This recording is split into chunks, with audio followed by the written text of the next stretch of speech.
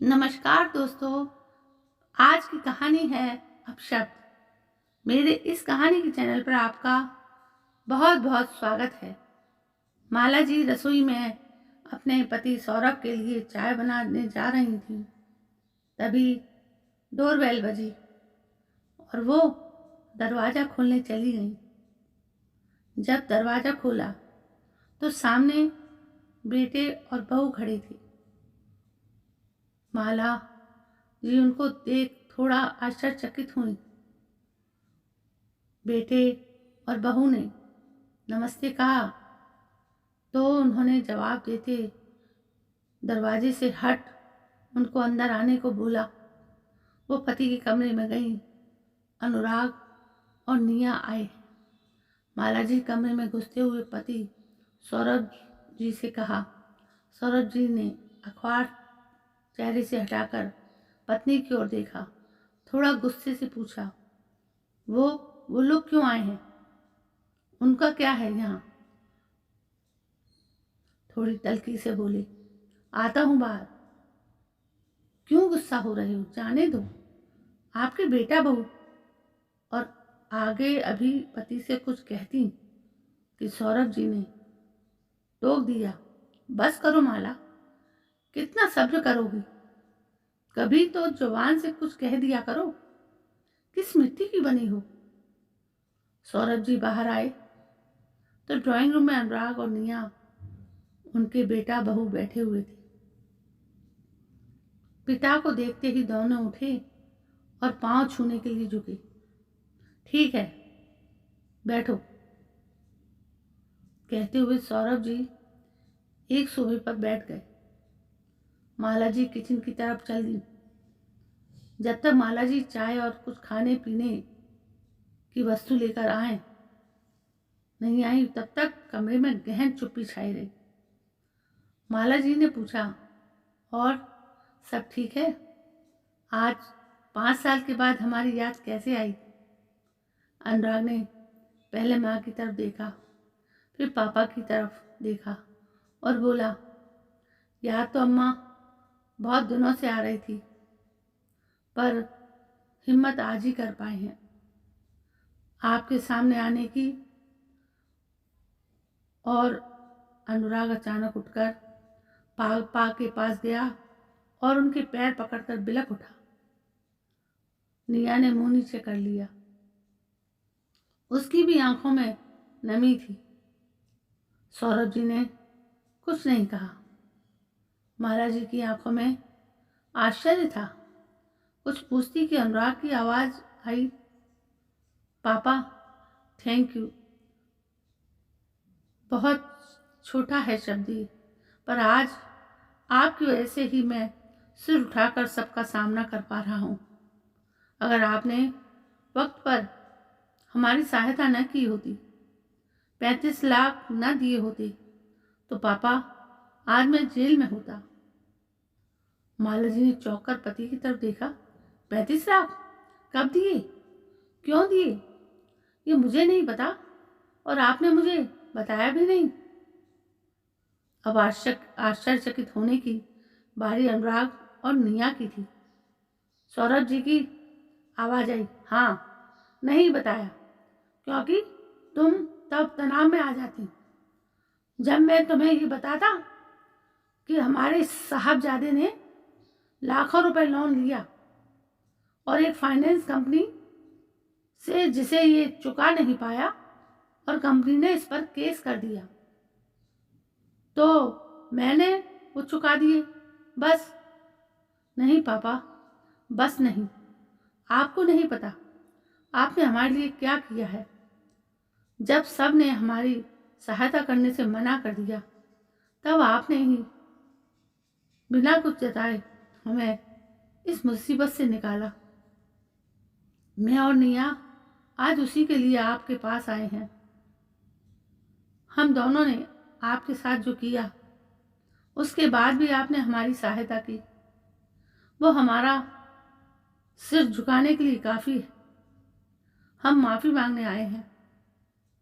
आप दोनों प्लीज़ हमें माफ़ कर दें। जो हुआ उसे भूल जाएं। आगे से ऐसी गलती फिर नहीं होगी।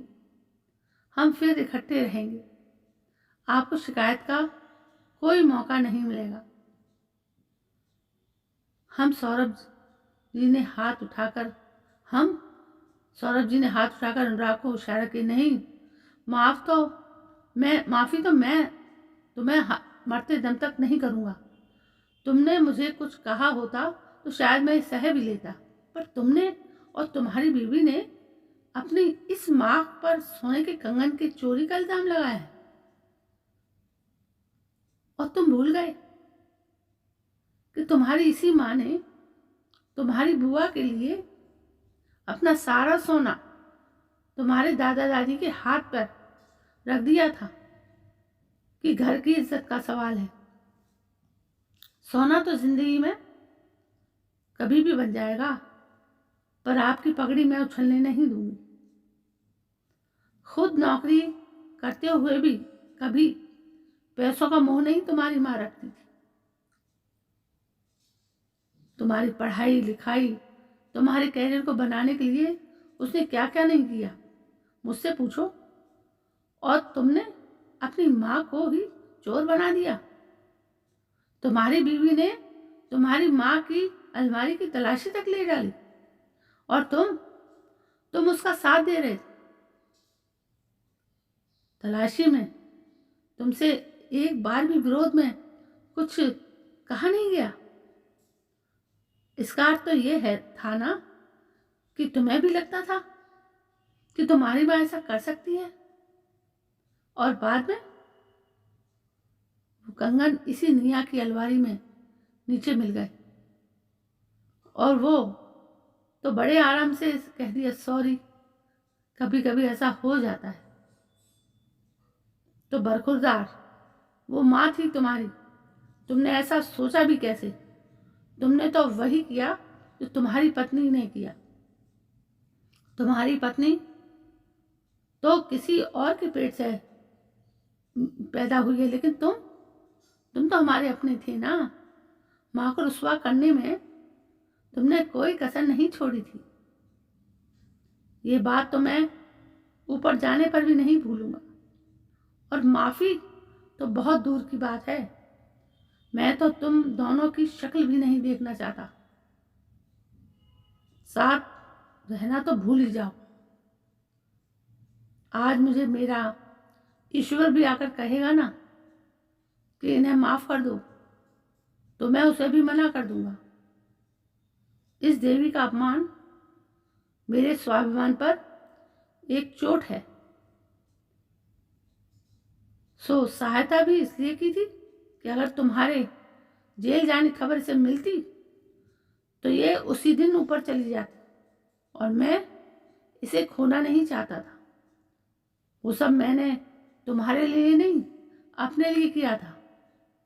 हाँ, अगर तुम्हारी माँ तुमसे मिलना जुलना चाहती है, तुमसे रिश्ता रखना चाहती है, तो ना मैंने पहले मना किया था और ना अब करूँगा। फैसला उसका है, कोई दबाव नहीं है। पर मुझसे तो तुम दोबारा जुड़ने की उम्मीद भी मत रखना। कहते हुए सौरभ जी उठकर घर से बाहर ही चले गए। अनुराग ने माँ की तरफ देखा तो माला जी बोल उठी, बेटा शायद तुम्हें ये बात अभी नहीं समझ में आएगी, पर जब तुम खुद बाप बनोगे तब समझोगे कि औलाद का एक गलत कदम ही माँ बाप को तोड़ने के लिए काफ़ी होता है। माँ बाप तो अपने ही होते हैं, बस औलाद ही बदल जाती है। कमरे में चुप्पी का ये आलम था कि सुई भी गिरती तो आवाज़ हो जाती। माला जी भी कमरे से निकलकर अपने कमरे में, क्योंकि बेटा और बेटे की मोहब्बत अपनी जगह, लेकिन उनकी भी कोई इज्जत थी। अपनी नज़र से अगर आज वो बेटे को माफ़ कर देती हैं तो खुद की नज़र में कभी उठ नहीं पाएंगी। निया और अनुराग भी उठकर अपने घर चले गए। अब उनकी यही सजा थी, माँ बाप की माफ़ी के बिना ज़िंदगी गुजारनी है। बच्चों को अपने माँ बाप को कुछ कहते हुए सोचना चाहिए, जो माँ हमें हर धूप छाँव से बचाती है, हमें उसको चोर कैसे बना सकती है। हमें खुद को शर्म आनी चाहिए। कैसे हम अपने माँ बाप को ऐसा बोल सकते हैं। हम बच्चों को थोड़ा सोचना समझना चाहिए कुछ कहते हुए। माँ बाप तो वो हस्ती हैं जो कभी अपने बच्चों का बुरा नहीं चाहते, तो हम बच्चे कैसे माँ बाप के को अपशब्द इस्तेमाल करने के लिए जरा भी नहीं झिझकते। तो दोस्तों, ये थी एक कहानी जो आजकल के बच्चे अपने माँ बापों से बोलते हैं, उनके लिए शायद उन्हें कोई सीख मिल सके इस कहानी से। तो दोस्तों, यदि ये कहानी पसंद आई हो तो प्लीज़ मेरे इस चैनल को सब्सक्राइब करें, लाइक करें, शेयर करें और कमेंट भी करें। कल मैं फिर हाजिर होती हूँ एक नई कहानी के साथ। तब तक के लिए जय हिंद, वंदे मातरम।